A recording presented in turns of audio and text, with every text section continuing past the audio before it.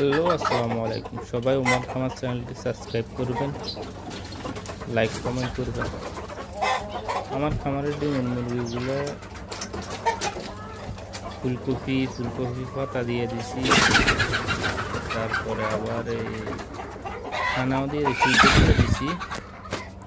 যেটা ভালো লাগে যেটা ভালো লাগে ওটা খাইতেছি। এমনিতে ফুলকপি পাতা বা লাউ পাতা এরকম কিছু দিলে ভালো, মোরগ একটু সুস্থ থাকে, বেশি খাবারের রুচি বাড়ি যায়। পাতা লতা খাওয়াইলে মাঝে মধ্যে, তারপরে রোগ বালাইও একটু কম হয়।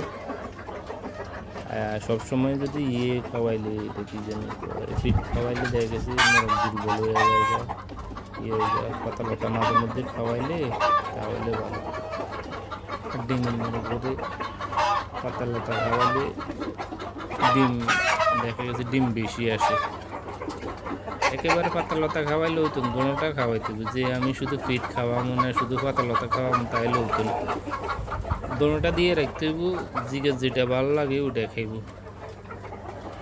এমনিতে আলহামদুলিল্লাহ মানে ডিমের মোরগ যে কোনো মোরগ পালন করা সহজ এবং কি রিস্ক কম। আমাদের দেশে তো রিস্ক, আমাদের দেশে কী কারণে এগুলো করতে পারে না।